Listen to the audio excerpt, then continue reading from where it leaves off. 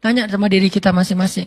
Apakah yang kita pelajari setiap Rabu malam atau di taklim-taklim yang lain udah bikin kita takut sama Allah belum? Atau itu sekedar kayak wawasan doang gitu. Oh ya, gue udah tahu. Oh ya, baru tahu. Oh ya, lucu juga ya. Oh ya, seru ya. Oh ya, ini mungkin baru sekedar wawasan dan entertain.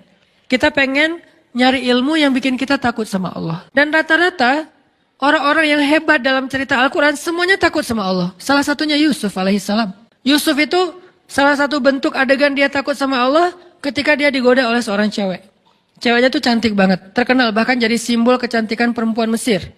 Bukan Cleopatra, tapi istri Al-Aziz. Karena ini versi Al-Quran kan cantik banget. Saking cantiknya sampai Yusuf juga tertarik kepada dia. Karena Yusuf kan terlalu keren ya. Orang kalau terlalu keren kan punya standarnya juga agak tinggi kan. Dia nggak mau yang biasa-biasa aja gitu. Dia pengennya yang kayak gimana. Walaupun itu tetap relatif kan. Relatif menurut kita kayak biasa, menurut dia udah tinggi. Menurut kita kok carinya yang warnanya agak gelap sih. Dia justru senangnya yang gelap-gelap. Kayak misalnya kayak bule kan senangnya cowok Indonesia karena dianggap kayak etnik gitu, kayak gitu ya. Agak-agak dia kurang senang gitu yang terlalu charming, terlalu bright gitu, dia nggak terlalu suka. Dia senangnya ya agak-agak ini untuk menghibur diri saya gitu ya. Dia senangnya agak-agak gelap gitu. Walaupun saya pakai kamera ini jadi agak-agak happy sih, setiap foto kok jadi cerah ya. Ya artinya teman-teman bahwa Yusuf punya standar yang tinggi. Kalau dia sampai tertarik dengan perempuan itu, berarti itu perempuan cantik banget.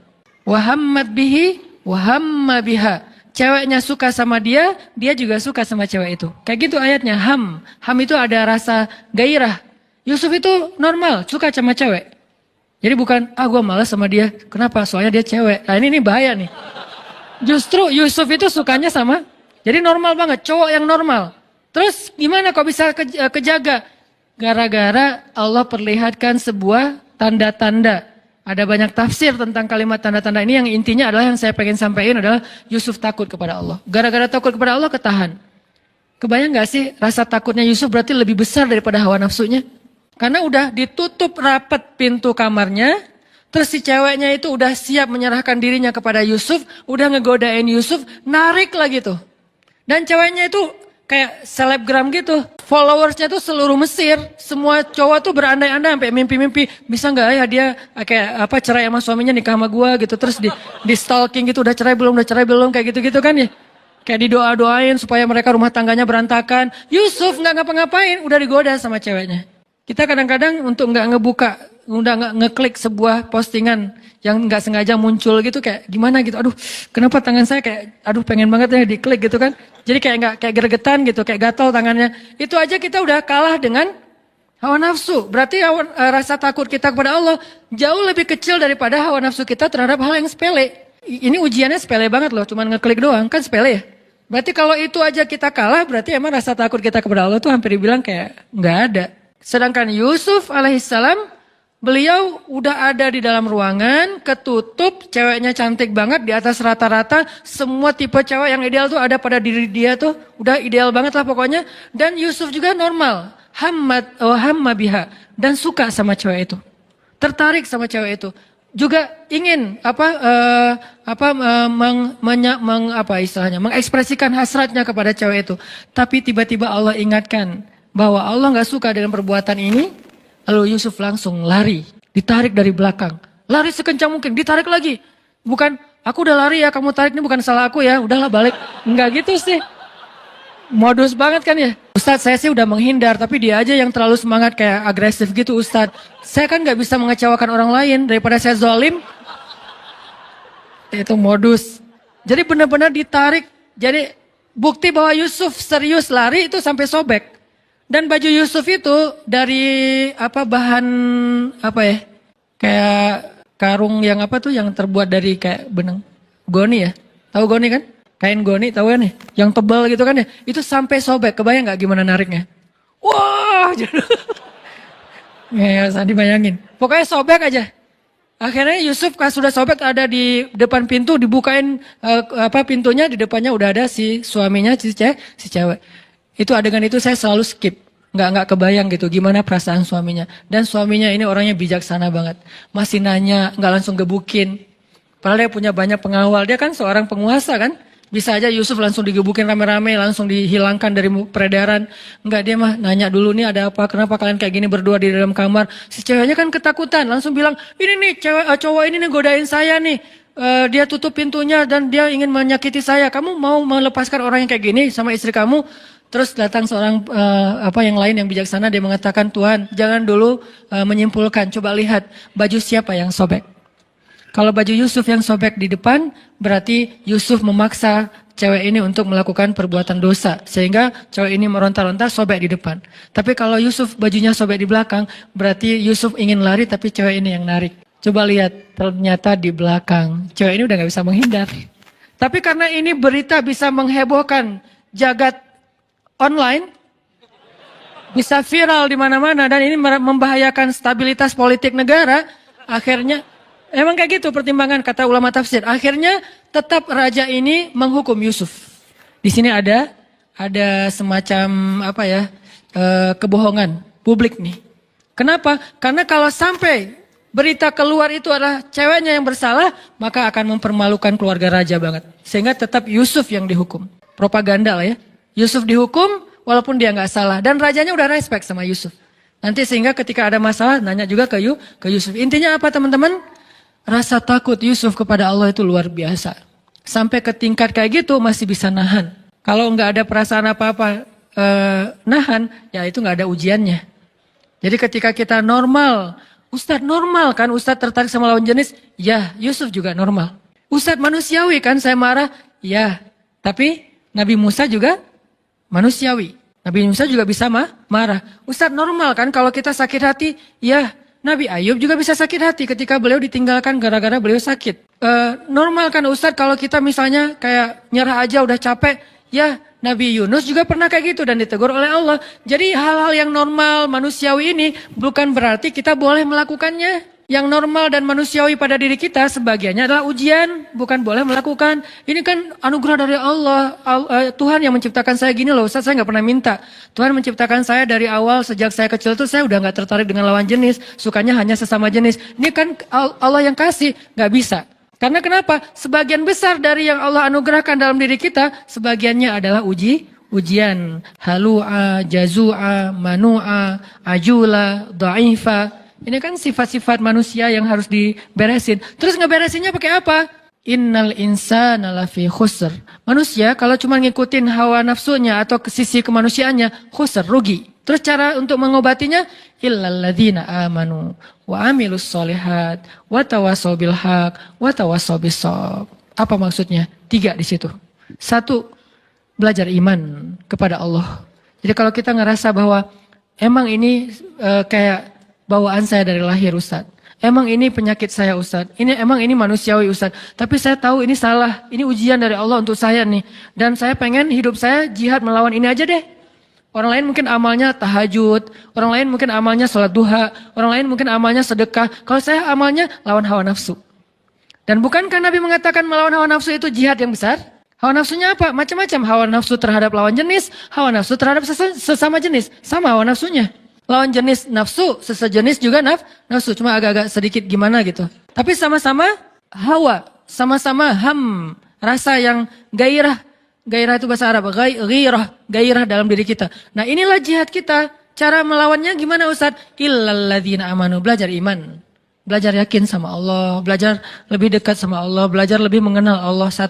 Kedua, wa amilus solihat. Sibukkan diri kita dengan hal-hal yang positif. Ke masjid, taklim, belajar ngafal Quran, belajar ini, belajar itu. Yang positif-positif lah, membantu orang lain. Yang buat kita tersibukkan dengan hal-hal yang produktif, bermanfaat, positif gitu. Atau bahkan mungkin semangat untuk mencari, bikin usaha, bisnis Yang penting positif, produktif. 2. Ketiga, watawasaw bil haq, watawasaw bis sabr. Apa maksud dari kalimat ini? Lingkungan. Maksud dari watawasaw bil haq, karena kalimatnya saling, berarti lingkungan. Cari lingkungan yang bisa jaga kita, yang bisa menasehati kita, yang bisa mengingatkan kita ketika kita salah. Cari lingkungan itu. Jangan cari lingkungan yang justru membiarkan kita, bahkan menyemangati kita dalam berbuat dosa, bahkan mendorong kita, bahkan menjerumuskan kita. Jangan itu lingkungannya, karena itu nggak akan bisa selamat dari khusr, dari kerugian. Wa tawasaw bil haq wa tawasaw bis sabr, artinya cari lingkungan yang bisa membuat kita lebih termotivasi dalam kebaikan-kebaikan. Al-mar'u ala dini khalilih. Seseorang tergantung siapa temannya. Itu berlaku dalam spiritual, berlaku dalam bisnis. Seorang motivator bisnis mengatakan, kalau Anda ingin menjadi orang sukses, coba perhatikan 5 orang yang paling dekat dengan Anda. Sukses belum? Kalau 5 orang yang paling dekat dengan Anda bukan orang sukses, berarti Anda nggak akan bisa sukses. Terus perhatikan, berapa pendapatan mereka dalam sebulan? Kali 5, bagi 5. Rata-rata, maka segitulah pendapatan Anda. Itu kata seorang motivator bisnis. Artinya, tetap dalam motivasi bisnis saja, teman itu sangat mempengaruhi diri kita, kesuksesan kita. Kalau kita pengen sukses di kampus, berteman dengan 5 orang yang sukses di kampus. Pengen sukses dalam pernikahan, berteman dengan orang yang 5 nikah muda. Insya Allah nikah muda. Kalau 5-5-nya sama-sama Jovisa, ya wajar lah kita sampai sekarang masih. Teman lo siapa? Itu yang lagi ngahulang di pojok situ. Kenapa? Habis diputusin, oh ya. Yang kedua, gak bisa move on. Yang ketiga, stalkingin mantan. Yang keempat, jadi 5 temannya semuanya belum bisa move on dari masa lalu gitu. Dan nasibnya sama, diputusin. Gak ada yang nyambung gitu ya. Berarti ya wajar. Perhatikan siapa teman kita. Intermezzo doang. Intinya adalah, tapi serius ya. Intinya adalah, dalam amal soleh juga kayak gitu teman-teman. Karena saya kundayan, saya nahnu du'at walaysa qudat, kami adalah dai bukan hakim. Jadi saya tidak menjawab pertanyaan itu dari sisi fatwa. Ustaz Abdul Somad sudah menjawabnya dari sisi fatwa tentang masalah LGBT dan segala macam. Itu bagiannya Ustaz Abdul Somad. Allahu alam, beliau lebih mengerti ilmu daripada saya. Saya dai, maka saya ngasih solusi. Solusinya apa? Tadi, belajar iman, belajar amal soleh, cari lingkungan. Karena kenapa? Kita sangat terpengaruh oleh lingkungan. Jadi Nabi Yusuf juga normal, sangat normal.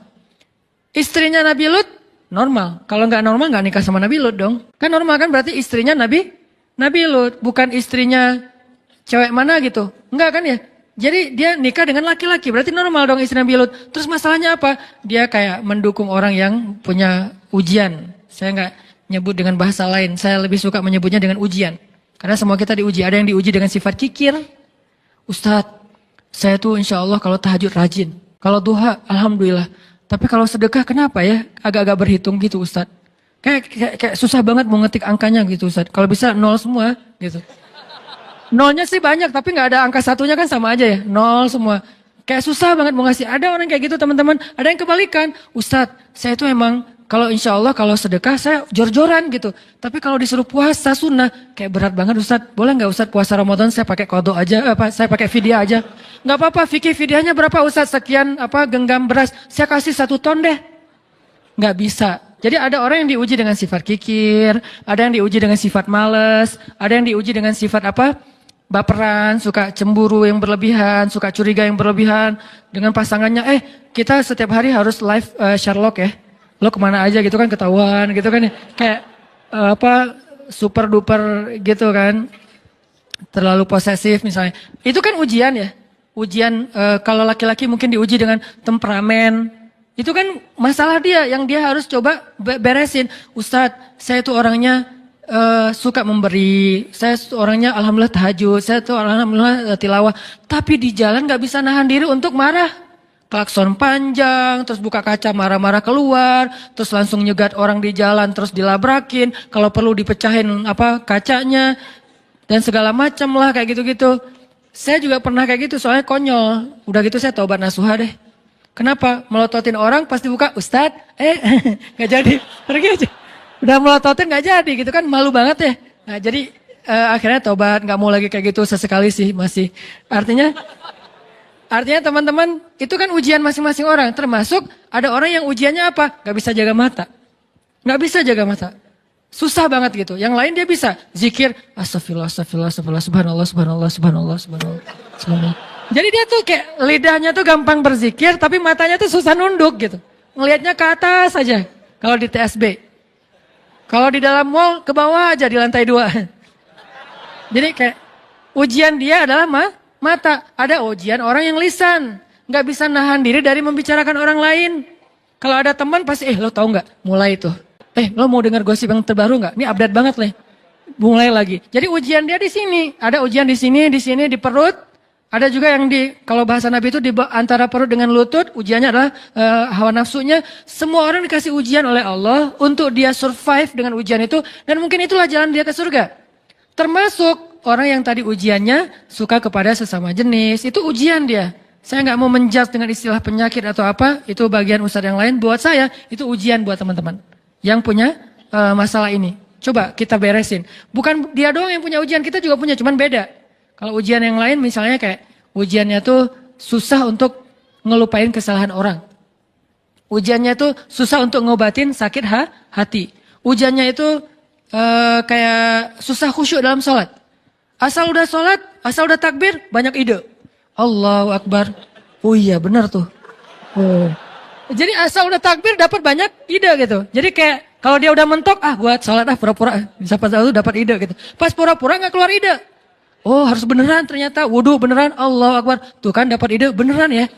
Jadi kayak ujian banget buat dia sholat khusyuk. Itu semua orang diuji oleh Allah. Kan Allah menguji kita untuk melihat keseriusan kita dalam mendekati dia gitu. Makanya teman-teman yang punya ujian yang tadi saya sebutin, yuk illalladzina amanu, belajar iman.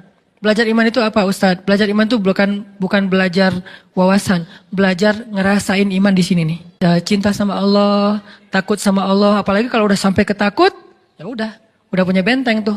Sehingga ketika Umar bin Abdul Aziz pertama kali jadi khalifah, lalu dia kayak speech gitu, sambutan presiden baru gitu kan.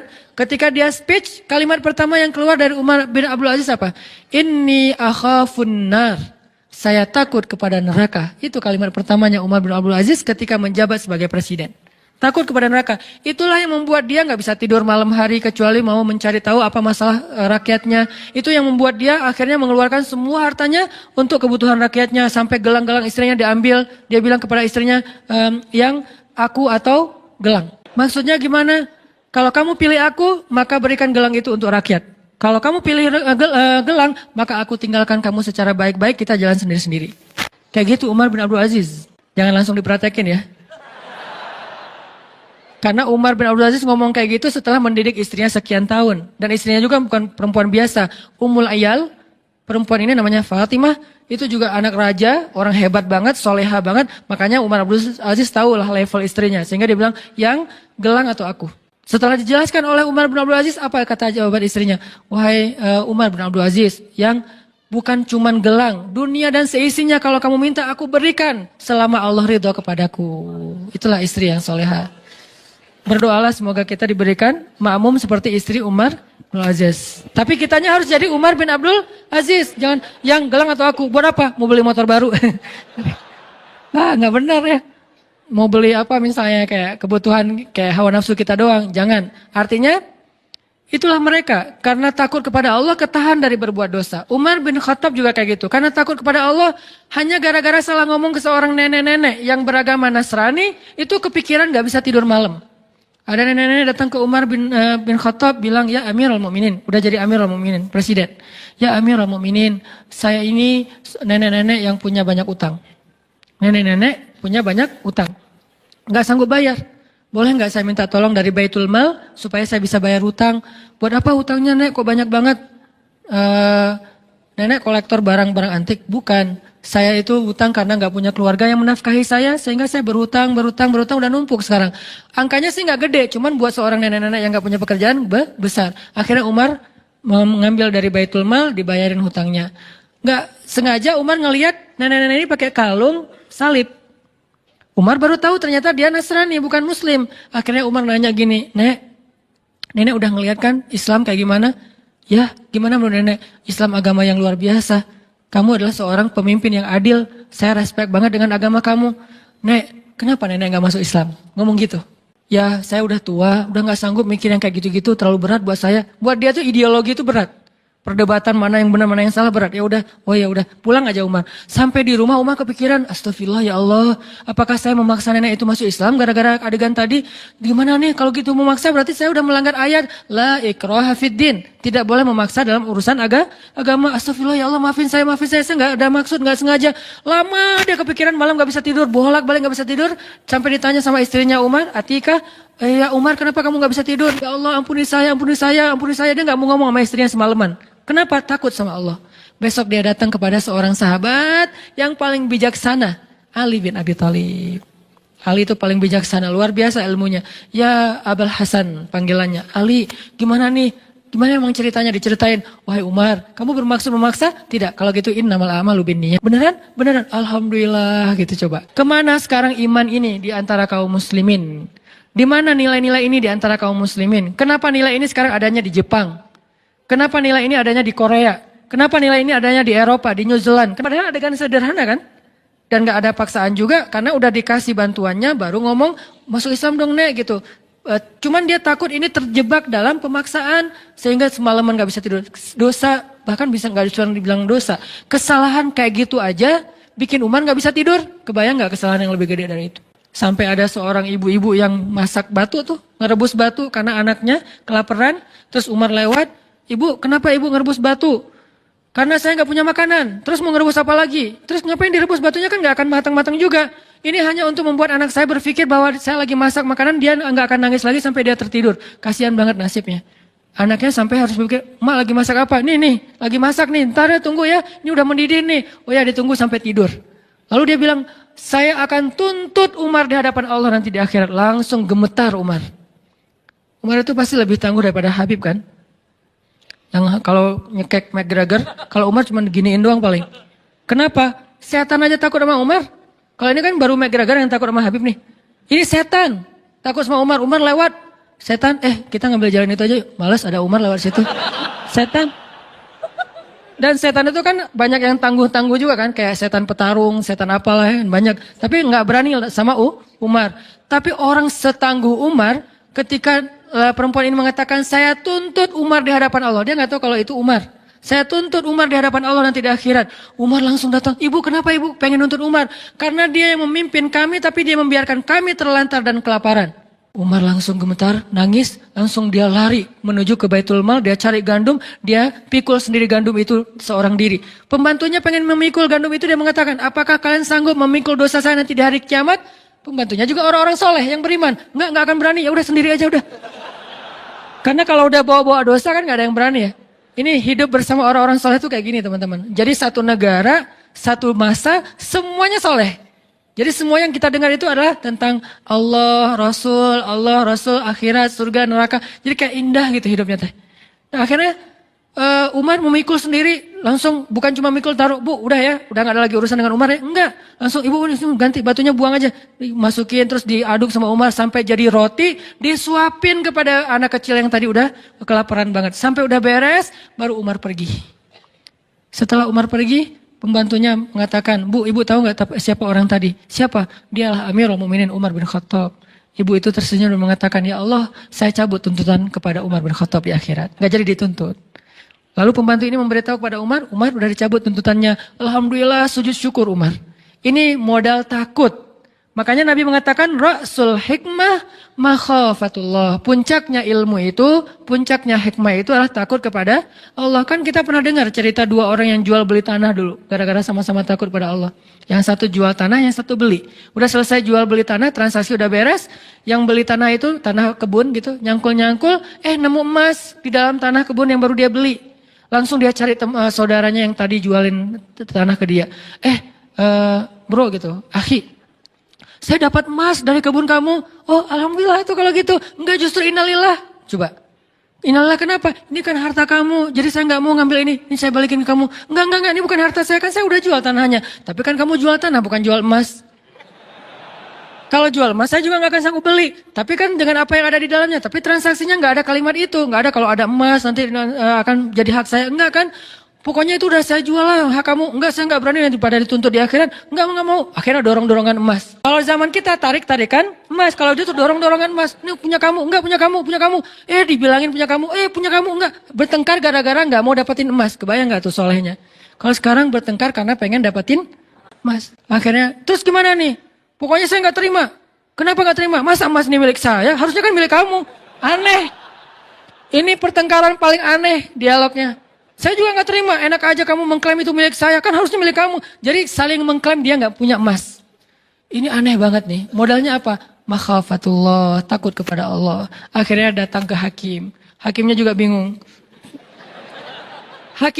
Kenapa bingung? Takut kepada Allah. Karena ketika dia salah memberi keputusan, dia akan dituntut di hadapan Allah nanti. Sebetulnya gaji dia lebih kecil daripada tuntutan nanti di akhirat. Buat dia bingung, gimana nih? Ya Allah beri saya petunjuk. Gini aja deh. Kamu punya anak? Punya. Laki perempuan? Laki. Kamu punya anak? Laki perempuan? Perempuan. Oh ya udah, kalau laki-laki nggak bisa. Laki perempuan oke ya. Nikahin anak kalian, kasih emas ini sebagai mahar. Gimana bro? Ya terserah anaknya juga sih. Ya udah kita tanya ke anaknya. Pas tanya ke anaknya, ya aku sih terserah ayah. Udah beres. Akhirnya menikahlah putra dan putri dari dua orang ini yang bersengketa. Dan emas ini menjadikan modal pernikahan mereka. Masya Allah, makhafatullah. Kemana sekarang iman ini di antara kaum muslimin? Di mana nilai-nilai ini di antara kaum muslimin? Kenapa nilai ini sekarang adanya di Jepang? Kenapa nilai ini adanya di Korea? Kenapa nilai ini adanya di Eropa, di New Zealand? Kenapa bukan di Saudi Arabia, di Mesir, di Timur Tengah, di Indonesia yang negara dengan mayoritas kaum muslimin? Kemana semua teks-teks mulia yang luar biasa dalam Islam? Karena kita hanya menjadikannya wawasan, bukan iman. Ilmu tidak menjadi kebaikan kalau hanya sekedar wawasan di sini. Dia baru menjadi sesuatu ketika dia berasa di hati, lalu kita jadikan itu sebagai perilaku kita sehari-hari. Makanya teman-teman, ini baru satu ayat ya. Ayat 14, belum sempat bahas yang lain, gak apa-apa deh ya. Arti hukma wa ilma kayak gitu. Itulah gambaran tentang Musa. Jadi kebayang sekarang gimana solehnya Musa, gimana taatnya Musa, karena Allah sendiri mengatakan dia dapat hikmah. Itu gambaran hikmah. Dalam sisi moral, dalam sisi spiritual, itu hikmah artinya. Sehingga ketika kita tahu arti hikmah, sekarang kita kebayang gimana solehnya Musa. Kalau kita anggap hikmah itu sekedar wawasan, kita nggak kebayang solehnya Musa itu kayak gimana. Soleh banget, hal yang paling detail aja soleh. Di zaman Ibnu Mubarak, ada seorang laki-laki minjam, kalau nggak salah Ibnu Mubarak, kalau nggak salah, beliau meminjam pulpen, pena gitu, pena dulu kan dari kayu ya. Bukan pena yang bertinta, penanya doang, nggak ada tintanya. Minjam pena dari kayu tertentu gitu, kayu yang sebetulnya murah banget. Di Irak, apa di Basra apa di Kufah gitu, saya lupa juga nama ulama, nanti dicek lagi di beberapa kajian. Nah, beliau minjam terus karena kayak terburu-buru gitu kebawa penanya. Kebawa sampai ke Hijaz. Hijaz itu di daerah Arab Saudi. Baru pas buka-buka bagasinya, buka-buka tasnya, ini kan pena yang saya pinjam beberapa hari yang lalu. Akhirnya dia balik lagi ke Irak hanya demi mengantarkan pena itu. Kenapa? Ketika ditanya oleh pemilik pena jawabannya apa? فَمَنْ يَعْمَلْ مِثْقَالَ ذَرَّةٍ خَيْرًا يَرَهُ وَمَنْ يَعْمَلْ مِثْقَالَ ذَرَّةٍ شَرًّا يَرَهُ. Siapa yang berbuat dosa walaupun sekecil zarrah, apalagi ini lebih gede daripada zarrah, maka nanti akan dipertanggungjawabkan di akhirat. Khauf, takut kepada Allah Subhanahu wa taala. Makanya orang-orang yang berilmu itu takutnya kepada Allah itu luar biasa. Belum lagi nanti bentuk ketakutan mereka kepada Allah itu kalau baca Quran nangis. وَإِذَا تُلِيَتْ عَلَيْهِمْ آيَاتُ الرَّحْمَنِ وَإِذَا تُلِيَتْ عَلَيْهِمْ آيَاتُ الرَّحْمَنِ خَرُّوا سُجَّدًا وَبُكِيًّا. Mereka tersungkur, mereka bersujud, mereka menangis ketika dibacakan ayat Allah. Tersungkur artinya apa? Gak kuat berdiri, itu artinya tersungkur. Kayak Umar bin Khattab, la uqsimu biyaumil qiyamah wa la uqsimu bin nafsil lawwamah ayahsabul insanu an lan najma'a 'idhamah bala qadirin ala an nusawwiya banana. Baru berapa ayat dibaca surah Al-Qiyamah, lututnya sudah gemetar. Udah gak kuat menopang lagi tubuhnya. Sehingga tersungkur jatuh. Umar jatuh bukan karena kekuatan musuh. Tapi jatuh karena kekuatan iman. Musuh gak ada yang bisa menjatuhkan Umar. Musuh gak ada yang bisa membuat Umar terduduk. Musuh tidak ada yang bisa membuat Umar terbaring, tersungkur. Gak ada musuh yang bisa membuat Umar tersungkur. Kecuali iman yang membuat dia tersungkur dengan sendirinya. Kenapa? Iman Umar bentuknya khauf kepada Allah. Takut kepada Allah. Sehingga ketika baca ayat ini tersungkur. Khalid bin Walid. Siapa yang gak kenal dengan nama besar ini? Khalid bin Walid sampai mengatakan Nabi bilang apa? Hampir tidak ada perempuan yang bisa melahirkan anak seperti Khalid. Hampir tidak ada perempuan yang bisa melahirkan anak seperti Khalid. Saking kerennya Khalid, jadi susah perempuan bisa ngelahirin anak sekualitas Khalid. Fisiknya, fatonah itu briliannya dalam urusan strategi militer. Dan belum pernah dia duel, kalah itu belum pernah. Dan di tangannya udah belasan pedang patah dalam duel-duel kayak gladiator gitu. Itu Khalid banget. Dan dia saking hebatnya Khalid, kalau teman-teman mau tahu sehebat apa Khalid, lihat pasukannya. Karena pasukan yang hebat gak mau dipimpin oleh pemimpin yang biasa. Pasukannya itu Musanna, Sa'ad bin Abi Waqqas, Ikrimah. Banyak nama-nama besar dari pasukannya. Saya banyak baca nama tokoh-tokoh hebat dalam Islam. Pasukannya, 1000 pasukannya, satu orang saja bisa mengalahkan 1000 musuh. Satu laki-laki yang sebanding dengan 1000 musuh. Musanna tidak akan kalah satu pasukan yang di dalamnya ada Musanna. Ini adalah prajuritnya Khalid. Kebayang gak gimana panglimanya? Prajuritnya aja kayak gini. Nah Khalid yang luar biasa dahsyatnya ketika baca surat Al-Muddathir sampai tentang ayat bapaknya yaitu Walid Al-Mughirah. Bapaknya kan gak masuk Islam dan meninggal dalam keadaan kufur.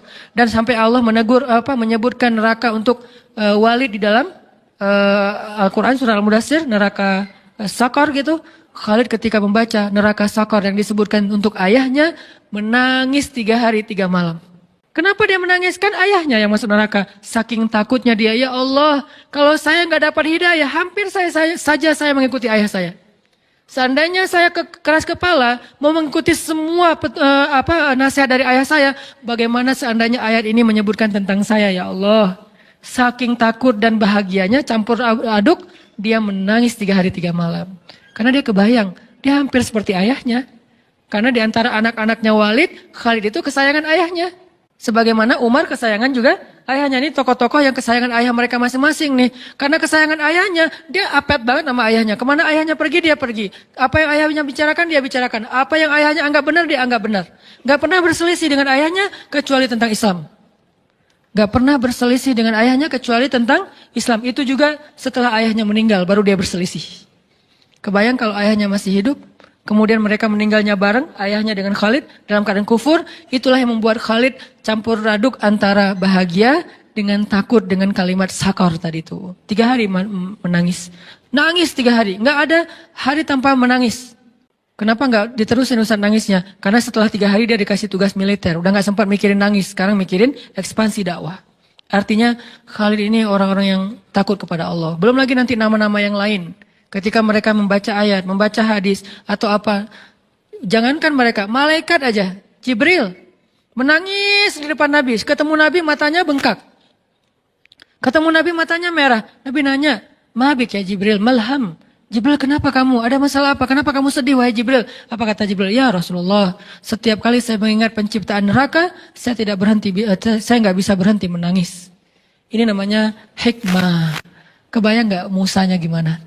Kalau Allah mengatakan Musa itu sudah dapat hikmah, berarti seperti itulah gambaran kesolehan Musa di usia masih 20-an tahun. Jadi teman-teman, saya sangat yakin sebagian besar Nabi, bisa dibilang 95% lebih dari para Nabi itu, semuanya anak muda. Semuanya cerita anak muda, bukan cerita orang tua. Kita mungkin lebih kenal dengan cerita Nabi Ibrahim ketika udah dewasa. Tapi kita tahukah Nabi Ibrahim ketika dimasukkan ke dalam api itu anak muda? Ketika beliau menghancurkan berhala itu anak muda. Ketika kemudian beliau hijrah dari Irak ke Palestina itu anak muda. Belum lagi kisah nanti nabi-nabi yang lain termasuk Ayub alaihissalam juga anak muda. Mereka semua adalah nabi-nabi muda. Sehingga ketika kita bicara tentang iman, kita bicara tentang hamasah, semangat, kita bicara tentang ketaatan, itu bukan bicara tentang orang tua sebetulnya. Bicara tentang anak muda. Karena semua itu adanya pada anak muda. Maka kalau kita cinta kepada Musa, kalau kita ngefans sama Musa, belajarlah dari Musa di ayat 14. Usia 20 udah punya hikmah. Dan salah satu di antara hikmah, takut kepada Allah Subhanahu Wa Taala. Justru di usia itu, kalau kita nggak takut kepada Allah, potensi kita berbuat dosa lebih besar daripada orang tua. Ya, jadi mungkin malam ini ayat 14 aja dulu ya. Insya Allah pada kesempatan lain kita kembangkan lagi. Namanya juga bedah. Bukan tilawah lagi, tapi tadabur. Jadi nggak usah terburu-buru, tapi mudah-mudahan kita dapat banyak ilmu, hikmah dari apa yang kita bahas, terutama dari sosok Nabi Musa alaihissalam, salah satu nabi yang saya ngefans berat, sehingga sering saya cerita-cerita kan, selalu cerita Musa kecil, Musa dewasa, Musa remaja, karena emang buat saya sih Musa itu salah satu nabi yang paling keren lah di antara para nabi, walaupun semuanya keren-keren. Mudah-mudahan kita bisa mengamalkan apa yang kita dengar. Semoga Allah SWT mengistiqomahkan hati kita di jalannya.